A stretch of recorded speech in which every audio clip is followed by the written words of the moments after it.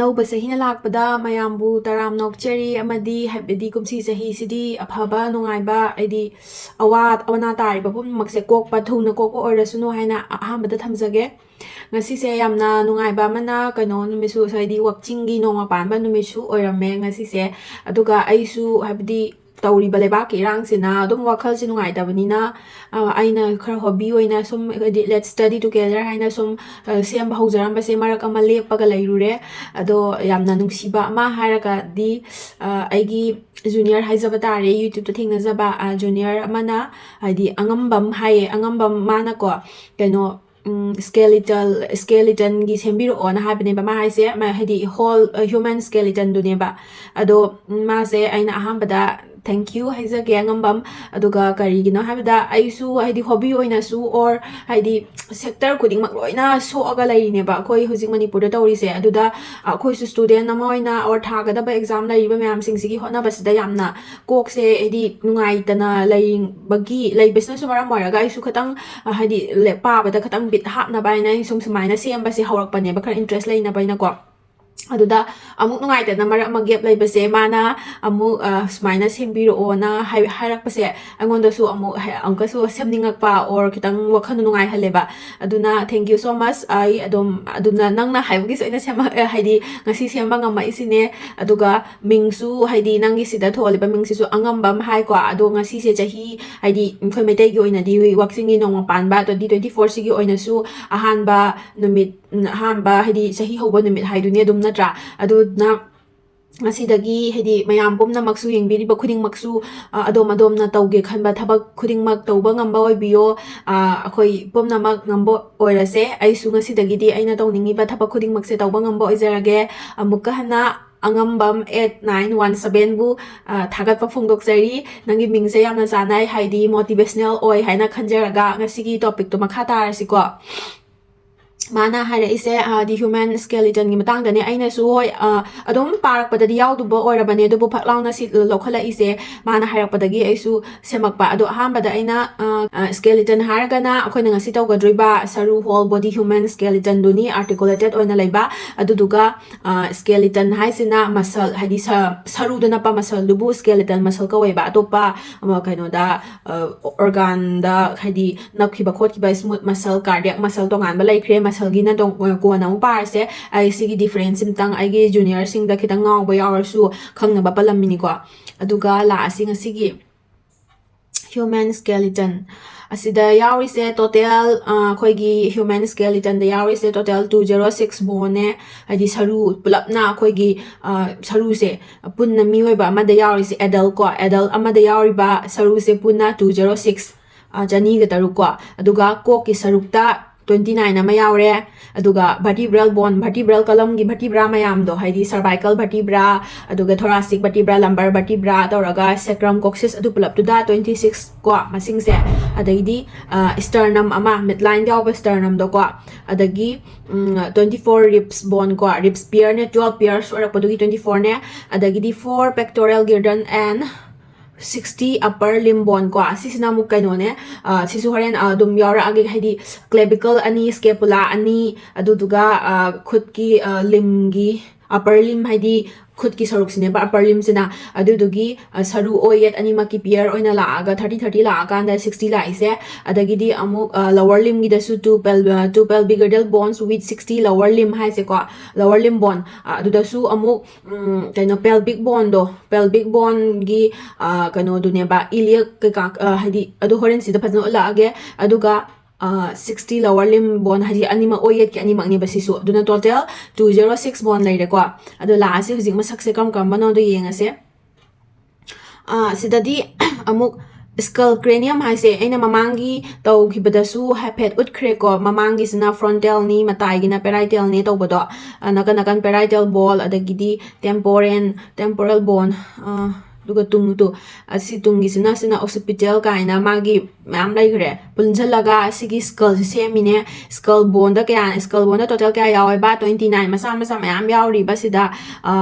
maxilla du ina makum makum mem yaw khre ko adu to tongana sidi amuk anatomy sidi aina sida haidu sidi pot se direct pai dragadi maloi namak su uba yaroi ba jorak na khoina masak to thak lawni yeng bada khangna bado adu du khakni ko haira ka du se aduga ka hana su yam he na basic amuk jangi dore ba aigi aina sum sem bagi amuk khali sena exam oriented oi ba khara important oi ba question hangan ba adu do lak adum bagi do oina sem ge na khan bane ba do sida haidi tongana anatomy haira ka di bone sing se khutna paira ga si thillaga ta aga to godam ni na ko ado yare akha mu harage asida o sigi sida mandible haina dum piri se sigi khoi gi saruk sini khoi gi khadang gi saruk sini mandible leigre adagi di amuk sida hai se cervical vertebra hai se tare ne ba si phajana sida pulap ude kasigi khori gi sarukta vertebra mayam hadi ge samjanara kanda vertebral column jila ini dana adu dugi mayai gi aho bodu dana muka kano do hadi spinal cord kumthara chatli ne ba vertebral column do aduga vertebral disc kaina amaga lonchana ba karaktu na disc kawina adu maina ne hena khangam mani da isu ka hena hadi angang maja da tak pa do maina di hadi tawrage ko adom loina khangam ba ngata ni jorak pa ma yengaga sida maru goi ba kai karam ba question hangan ge have topic to dona la ase aduna sida cervical vertebra se tariat lai sida khara ure aduga tungi view sida tu sida lai sing se sida lai ba verti sing se amamam lon sanai tariat ne ba khwai ahan ba sina atlas ka wi ko atlas ka we aduni mai maming tongana leram bagi pi se si paring sini sida lai se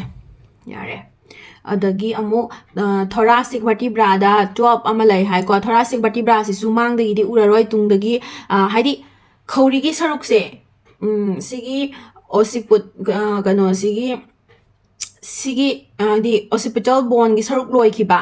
ko ki saruk se loi khra matung da khori gi saruk horak pase sidagi sai gi si khori gi saruk sine ba cervical vertebra hai se sida tariat ne balai se ko cervical vertebra tariat lai ba adu matung dagi amuk thoracic vertebra hai sina thorax region akhoi gi khori dagi na ai di puk thabak wai hai ta mi ko asi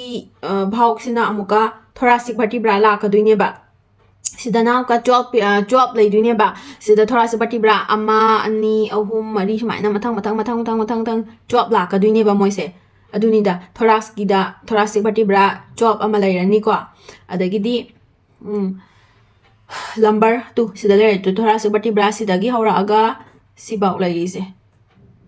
si ko job lay kre adui makha ta abda lumbar vertebra matang sidi yamna maru oi ba exam da suma gi level se ayam bana haidi abdomen gi organ mayam du gi level hang bada haidi lumbar vertebra gi level yamna hange exam da adagi di amu kaino gumba do akoina keno to bagi meningitis kumbagi da CSF sing thok bagi or anesthesia gi karai da tawgani khotgani habado mogi level do yam hange ba question yam hange ba aduga vertebral level kaya da haidi spinal cord che loi hi angang dana karai da loi handana di karamba level da loi ka habado mogi vertebral level si yamna exam da hangi ko adu sida naw ka vertebra lumbar vertebra 1 2 3 4 5 laire ko manga laire ko lumbar vertebra manga sigi sidi yamna maru oi ko lumbar vertebra manga se moigi level se yamna maru oi ba exam gi oina su ko adagi di sacrum asigi apakwa pulap si ko sacrum laire ko sigi sacrum se saru ama khatang oina di pare dubu ma se form tawbadi hai ma su sacral manga na fuse toraga sem khri ne ba sacral vertebra manga na ko mo form taw ki bane adu dunga ma gi su adu na canal le ba moi mayam samjana ki bagi adu di yamna makupta na bones ki du di anatomy ge na hai sine saru do pairaga tawdradi araroi ba duga makha ta bada khwai ma ton macha coccyx macha amaga leire ko adagi di saru se masak khak ing mina bagi wani da sida koina tawba ya ba haragadi ma aduga tu clavicle sida lai sina clavicle ko somda su laire clavicle se nupi da na beauty bone hara khangna re nupa da su mayam dum overall oina kaino collar bone haraga su khangna re ko ma se one and only long bone da horizontal oina phaina laiba ko clavicle si lai se adaidi mathangda karino scapula asina akhoi gi wing hai duni tungda se tungi view do hena urani scapula asidi scapula didu sigi apakpasi leire ko khangamani da sibudi aina mana sum harakpadugi hairine scapula somdasu ama leire sidam leire ko scapula adudagi mathangda sternum se haidi tongana exam kanogi college ki kai gi exam gi dadi yamna saru loina mathau tai ko just aina sida upload tawba sida kano haki oina tawbai wane ba exam gi oina ado sternum gi sisu yamna ma gi angle adu da details yam lai aduna anatomy gi yamna basic oiba class oina haidi basic oina pa ba kanda oina paminar si ko sina sternum ne saru masakhang bagi ni ko intawisina adagi di sternum mathangda ribs mayam se sida lere ko ribs appear ro anima first second third fourth fifth asi ribs mayam sine si lai se 12 pairs ne lai se moi da su amu kari no habada moi se haidi sida lai se floating ribs kaina si sida lai sina ko floating ko 12 se 12 11 12 floating oi ba moi di samjanna de ba dai si di sida loina samjanna idana cartilage ka adu adai si samjanna da basna floating ribs kaino se 11 and 12 ko dumaina leire dagidi thangda khut ki upper limb gida mulaga khutta sigi sarusina sina humerus leire ko humerus aduga songi sina ulna leire khut ki kanorom thangbase khut ki haidi anatomical position da lepa kanda akoi gi khunau birom thangbado adu do ne lai sina ka ulna sina aduduga kano sina anatomical position lepa da khubirom thangbasina radius ko leire adagidi amuk makha sida carpal bone khutki si khubak la amdai sida carpal bone khujing gi leiba carpal bone sing se moi maru oi exam gi ne am maru oi moi se carpal bone kaya lei aduga maming kai ka kawe makha da mu lakhi si ko adagi amuk khoi gi khusa sing sina metacarpal bone moi gi maming se khusa sing sigi ahan ba saruk si sai gi saruk jina metacarpal kawe aduga sigi maton tang makha gi atom maton sina phalanges kawe ko yare dagidi lower limb dana amuka sida lari to sigi sineba pelvic bone hai se ko se tangkhai ani je punjala kan da punna pelvic bone hai na semine ba adi tangkhai nakan ani do leiraga pelvic bone leire adagi amuk femur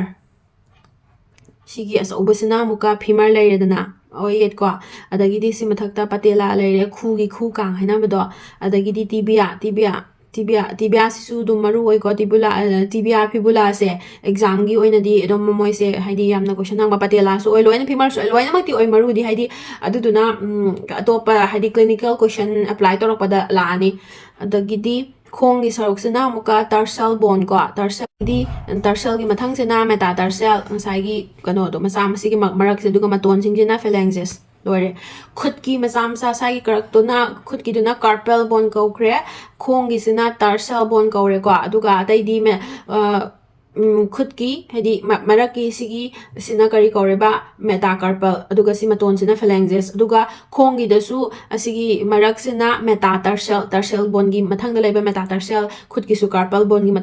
mathang da laiba gi metacarpal hai ba do khai ma ton jina phalanges ko re ko sidi chamana re aduga amaga wali khongning gi tumba duna calcaneus ko ko duna calcaneus bone ko silare adagi di masak khangbadi loredana aduga amuk la ase maru question yamna hangba masak khangba mathau ta ba khut ki saruk se amuk khanga se bako asage ina haigi bedo khubirom thangbasina si khubirom thangbasina radius khunau birom thangbasina ulna leiredana ko sida leiriba bone macha sing sine ba carpal bone hai se adagi di carpal gi mathang sina metacarpal hai khre du mathang sina phalanges hai khre adu khoi anatomical position da leirakpa matam da di khuton jina amakha da ontha bani na ma se maton ni na distal kaure adagi di mayai da lebina middle kaure aduga mathak phalanges ki mathak thangba saruk oi bagi anatomical position lepada mathak oi bagi sina proximal kaure ko moise khangma mathau ta ai ba haidi hayeng ko na haidi fracture gumba torokpada digital phalanges bu harsu or kano bu harsu inflammation gumba torokpada haidi rheumatoid arthritis adagi osteoarthritis kai laina da karamba kino digital da torogana digital phalanges da na karamba aduga proximal da karamba kai na du maina khangak na bagi si khangma mathau tai ko aduduga atopana carpal bone se sigi maming se khang se bako maming se khang na bagi yamna famous oi ba yamna nungai ba lateral to medial har ga di anatomical position da midline lom thang basina medial ka ore tu ga atu gi matai rom thang gi basina lateral ka udra lateral da gi medial lom da changa aga hidi changa ka duine bako anatomical position da lepa matam da khubi je matai rom oi gi duine ba adu ga khunau bisina khoi gi body rom da or ga duini ko adu duna sigi famous oi ba mnemonic se she looks too pretty try to catch her hai bako si se the karino ha ba da c s na karino sigi scaphoid bone se khoi ko kai matai oi ba se dagi look se l sina mu kari bone no ha ba da sigi se s sina s leire sigi l se lunate bone hai se ko adagi di 2 hydra 2 sina karamba no har ga na sigi triquetrum je si leire ko adagi di pretty p je si sina ko sai da mu pisiform bone na ma cha ma yauri ba sida amuka si makha sina paga aduduna pretty se ko adagi di amu try to catch her hamne ba sidagi sibak hai kre ko lateral to medial dagi stay sibak suma hera ka duine ba ko try se t aham bagi t sna kai no trapezium mathang su bagi try to dugi t dumna kai no trapezoid adudagi catch si mathang gi si sna kai no si se capitate si capitate adagi di try to catch her na drama thangi ai sina kai no sigi hemet si se yamna kawan bane confuse yamna chat bane ba ado si masu khangba yamna mathau dai ko mathau dai hai se kari marang gino habada exam da x-ray gumba da piraga identify tawna na ba hange ba karamba bono hene ero pira kanda aduduna sining sang ba khwai lai ge haraga di lateral to medial da akoi gi c looks too pretty try to catch her hai ba si mnemonic se khanga di yam lai na khangba lai re ko sigi mnemonic sam adagi di mathang da mu foot ki khong gi skeleton gi saruk se amu si su mu yeng se bako sida su question adom hange ba question hangi se ko id ero piraga x-ray gumba da kari bono si se na hangba yawe bako adada yenga se nga sai gi tarsal bone hai kre ko carpal do maina tarsal leire aduda tu sigi amba khongning gi atumba se som da su ure sigi saruk se yellow ri se calcaneus ko khongning gi se adagi sigi green no ri ba dagi sigi saruk se talus bone talus ni masala mata napta ba saru amak hayu haraga di talus ni ko masalam ta napte ma di ma se khara complex oi ba bone ko mangonda fibula dagi tibia apa khoi lower limb gi saru sing du su ma ga joint lai ni ko sida adagidi blue oi basina cuboid sigi blues na ko adagidi mathang navicular ni am hangi se navicular yam hange talus yam hange navicular sina tu sida navicular sidi khara sumaina phaina chawtak na leibase navicular se x-ray da hangduine ba dom sumaina ula akanda dagidi cuneiform ne sigi ahum sina sigi mathang ahum si cuneiform ne khwai gi body rom thang ba midline lom thang ba duna medial cuneiform adagi maya gi sina amuka intermediate cuneiform ko aduga matai rom thang ba sina lateral cuneiform yarina medial intermediate lateral midline to midline rom thang ba sina medial mathang gi duna intermediate aduga matai thang ba duna lateral cuneiform ko loe adagidi sidi mu lai na maraki sina metatarsal sisina phalanges ko aduga phalanges ki marak ki joint sing duni sida rami si interphalangeal joint phalanges ani gi marak tu bu interphalangeal joint habene duna sida ka suglu ni ludre chap mane nga sai gi distal maton oibagi distal mathak na middle oibagi kharma khok oibagi na proximal hamna aduni loire skeleton loire di saru sing do aduga types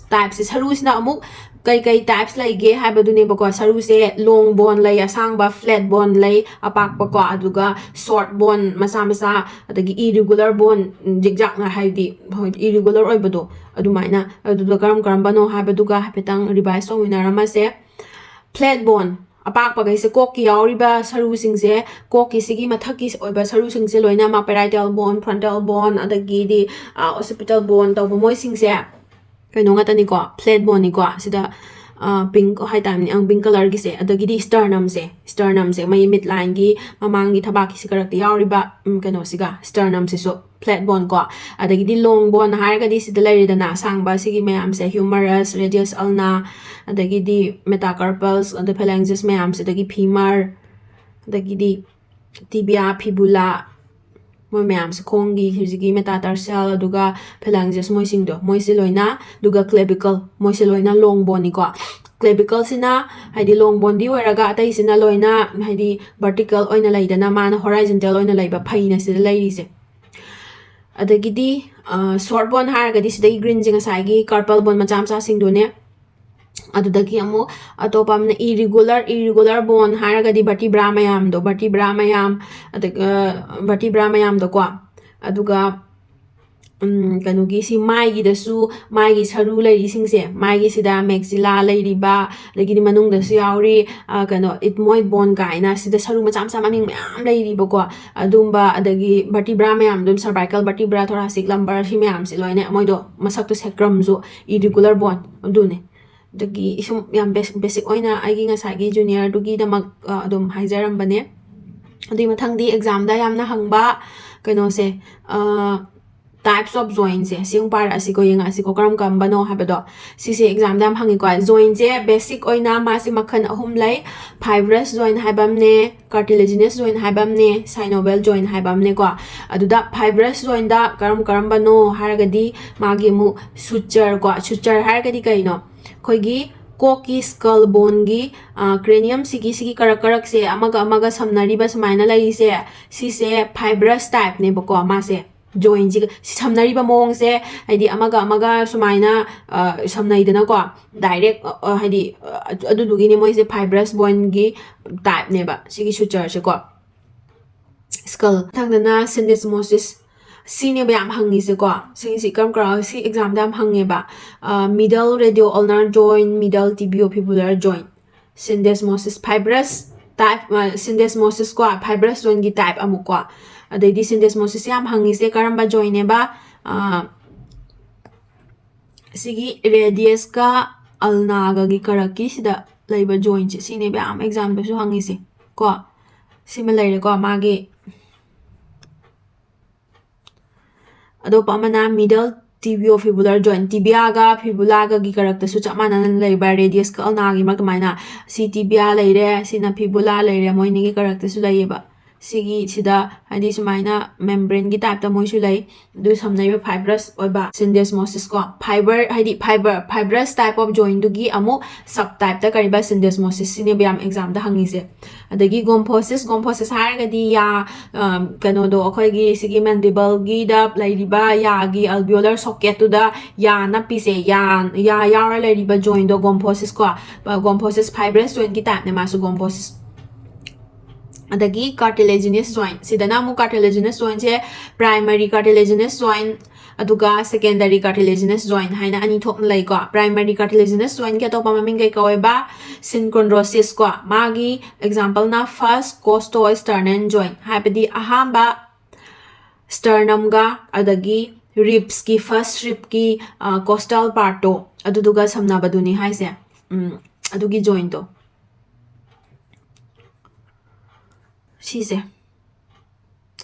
sternum ga adagidi first rib ki costal part ka sigi joint je ahamba sigi joint je karino habida primary cartilaginous joint magi type so ko primary cartilaginous joint adagidi secondary cartilaginous joint sine be am hangi sisu exam down ka ma se symphysis su ko ko atopada magi maming se another name da ko secondary cartilaginous joint je karino habida ko na khanga da midline da laiba joint sing sine ba midline da laiba joint sing hargadi karam ba haba kanda ingoto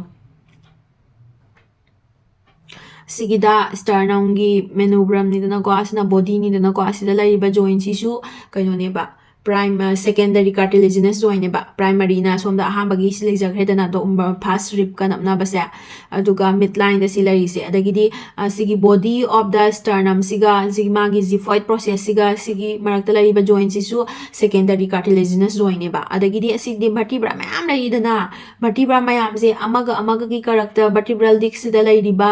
joint se sisu secondary cartilaginous joint ne ba adu midline joint ne ba ko chap manai sigi vertebra sigi circumcision loina sigi midline sida laiba mayai sida laiba joint je loina secondary ne ba do kwai question hangba sigi symphysis pubis sida laiba joint je sisu secondary cartilaginous joint ne ba dana exam da yam hangi ba sigi symphysis pubis su ko dana midline gi joint sing se kari ne ba secondary cartilaginous joint do harido manubriosternal joint, giphisternal joint, pubic symphysis, intervertebral joint ko vertebral disc ka moigi lainariba vertebra amaga mai karakkido ko aduni adagidi synovial joint synovial joint gi types na ani laire pivot haibanga ball and socket haibanga pivot haragana pivot type wa synovial joint gi type ta pivot sina superior radio ulnar joint radius ka ulnar gi mathak thangba joint do ko superior joint head ki do ko radial head ka ulnar gi du samnari do adagi atlanto axial joint haisina ahamba si cervical vertebra 1 ga 2 gi karakta laiba kano joint du ni ko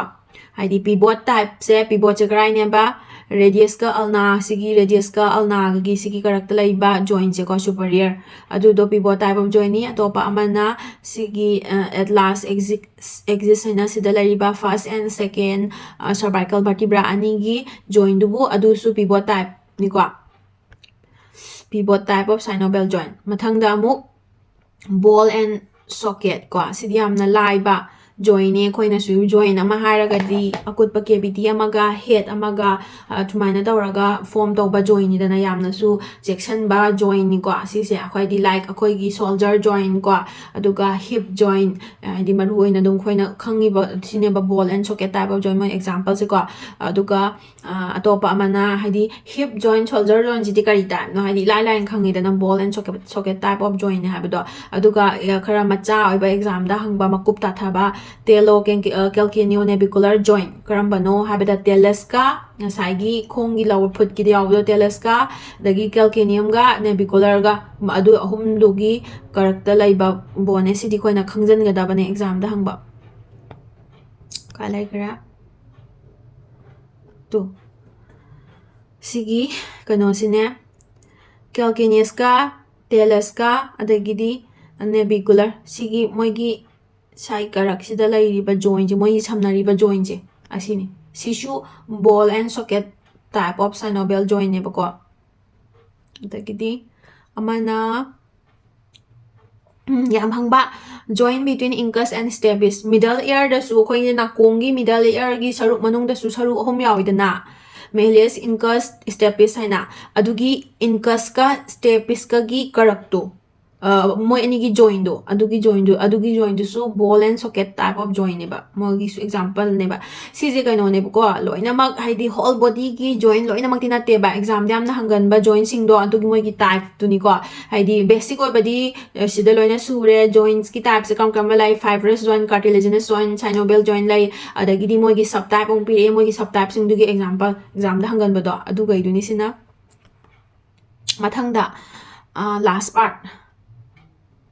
important eponymous fracture asigi haidi whole skeleton sida kram jaga da fracture to baganda ka adugi fracture sing dugi maming kai kauge habadu ne buko adu mu yengase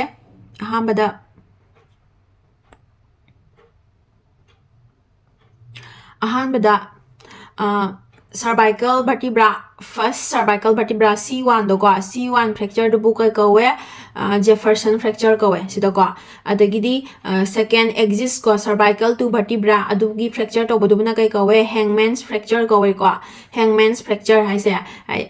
maming se do mi thori ya laga siba hang to ba adudugi kano adudugi aduda to gan ba fracture obagi hangman's fracture kauri ni ko adagidi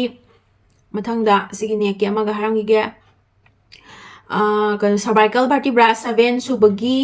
magi spinous process aina vertebra khuding maki loina amamam par khang spinous process aina maningi kano do maningi mamai hai ta mini vertebra gi adugi spinous process to gi ka fracture to bodo adu su cervical 7 gi adu to baganda adugi fracture du maming kai kawe Clay-Solder's fracture ko adagi di mathangda khut ki amuk lae khutta humerus sigi humerus ki si self of the humerus haini dana ko mayai ge sang ba se sigi lower one third side lower one third fracture to bodu Holstein's Lewis fracture adagi di mathang dana mu supracondylar humerus fracture humerus ki sigi supracondylar region je sigi fracture to bosibuna kari kawe ba Malgagny fracture ko adagidi somda amagala angige humerus ko adagidi radius laktore radial head ki fracture tawdiba sigi radial head sigi fracture tawba aduduga dislocation of distal radio-ulnar joint ko makhada radius ki head si fracture tawgadaba aduga dislocate tawdiba distal id makha se ko makha gi radio-ulnar joint je asisina dislocate tawba aduduga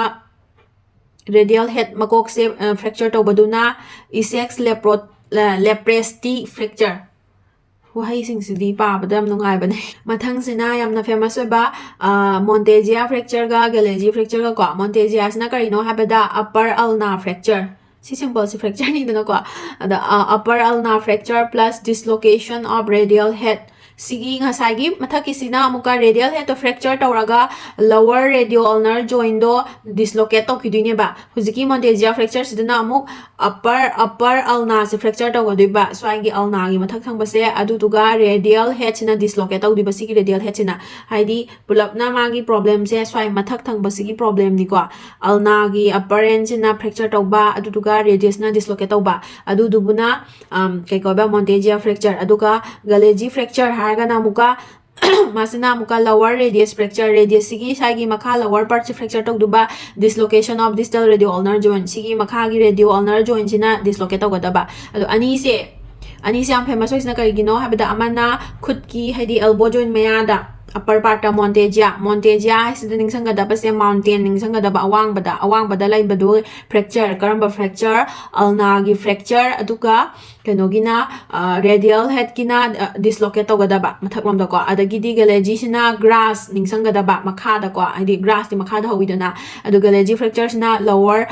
radius se lower end of the radius fracture tawraga dislocation of the distal radio-ulnar joint oibako adu lore adagidi mathangdana amuk Colles fracture lakadiba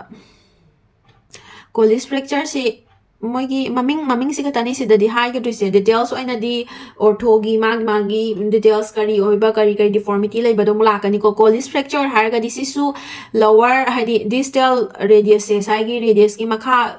distal end to goduine bako aduga mas displacement so kalai duine bako Colles fracture haba Smith fracture haba mogi horen ko na larak pa deformity myam lai riba atopa lower radius se lower end of the radius se si fracture tawraga displacement leiba adubuni Colles fracture su aduga Smith fracture su ani si khenam na karino habda displacement na khena rakadaba Colles fracture na unka distal displacement lakani Smith sina unka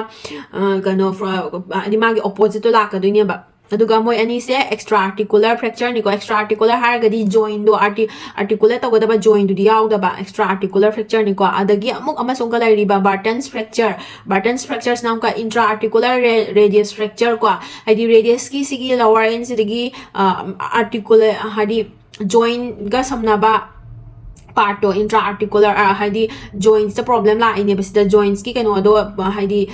aduda kairak pa haitar ko aduga plus subluxation of carpals bone thangnari dana sigi radius ka carpals bone masai gi short bone macham cha do adudo mafam do this moisu subluxation mafam chana leitaba ona taina na leiba adu oidune ba adudubuna Barton's fracture ko wi ko adagi di amuk si paring sa la se bb paring se ko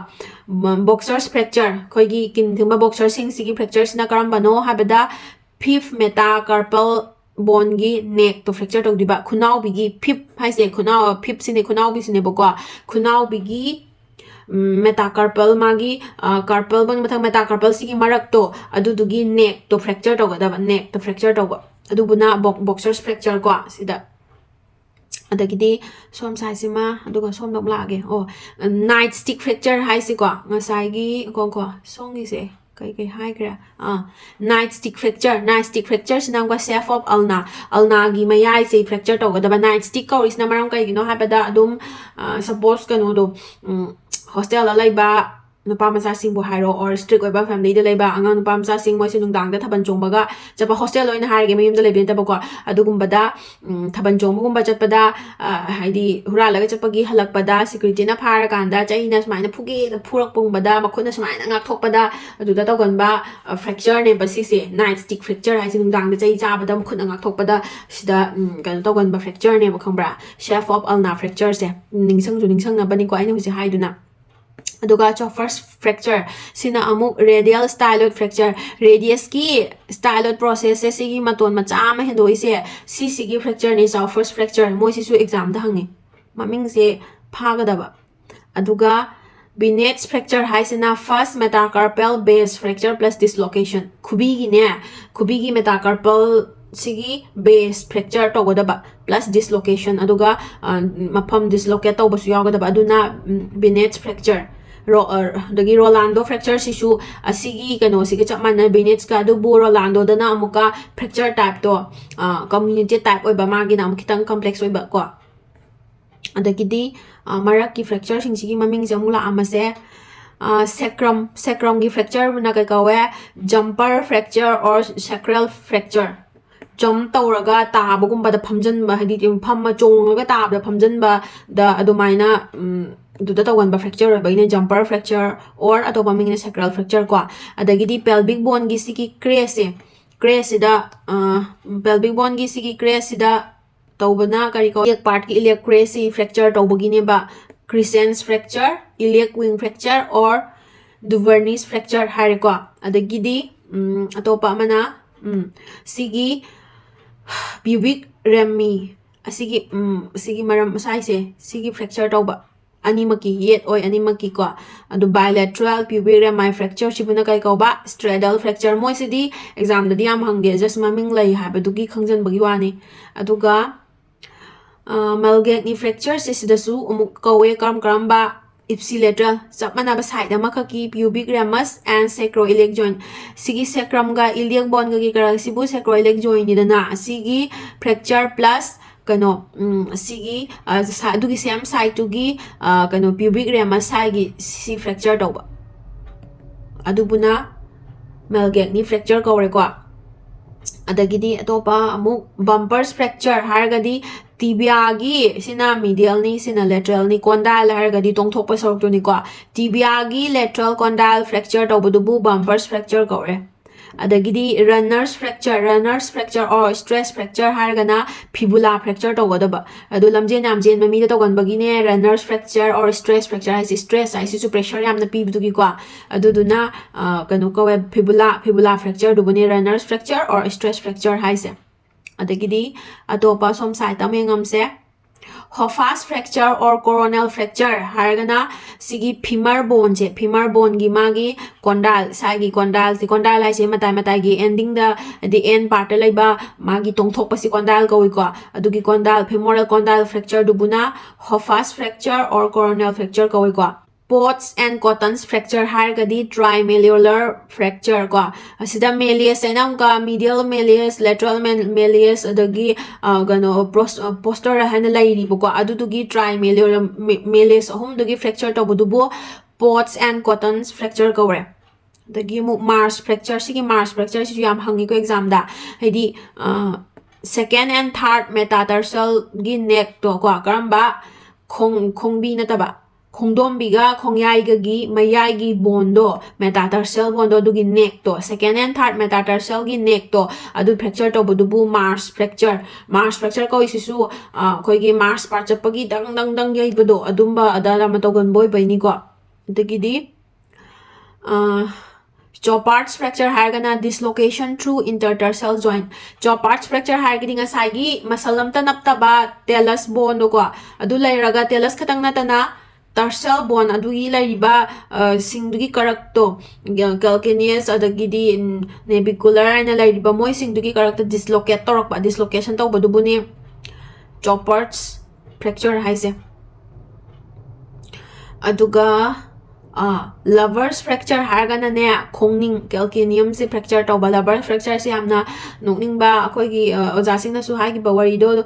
sumaina ne lovers fracture hai se thaina di lover na laga hurala kanda ga yum daga changa pan pi na bagum to bada parents na ga tanarak pada ga yum mathak ta gi ke chung thara kanda ga chat pado adum ba to bada chung do ba ganda khongning na ta bagi edu da fracture to company ka hai ko asi wori si di aseng ba sing da brai khang je ko adu lovers fracture harga calcaneum fracture dune adagi atopana loisale pilon fracture am hargana intra articular fracture of tibial end tibia siki magi su hadi articular haidi joints oi samnagadaba part to adudugi tibia gi magi last tibial end ko maton dugi intra-articular surface adugi part to the fracture to bado haidi intra-articular hara agadi joints da sokla abane be tibia gi khambra tibia gi lower end dugi da aduga topa mana Jones fracture si exam thangi ko base of the fifth metatarsal fifth adi krambano khongnaubi fifth metatarsal bone do adudugi base to adu fracture to bu bo Jones fracture si x-ray da su yam hange adum su common jo oibagi ni ko Jones fracture nga sagi khong kaino khunaubi gi sigi metacarpal gi dana boxers fracture hai gi dana aduga khongnaubi gi sidana amu Jones fracture haba aduga Lis France fracture hargana tarso-metatarsal joint fracture tarsal bone ga metatarsal bone ga gi joint do marak to adugi fracture to baduna Lis France fracture aviator fracture neck of the talus ngasagi talus to mai ni am panjaning ba masal am tanap ta ba talus bone do ko adudugi neck neck to gi fracture to buna aviator fracture loire loire ngasigidi aigi se hadi aigi ngasagi aigi junior angambam do mana recommend to birakpa mana harakpa oibudugi ai simana hana hodoksobane do matang khara amu sumaina note semba khopa se tawba lepubagi khitang amu khloiba khatang watle makhata na ai haidi hena note su maru oiba hena pura aga semba ngamna bo hana jage ngasigidi loisanjarage bye bye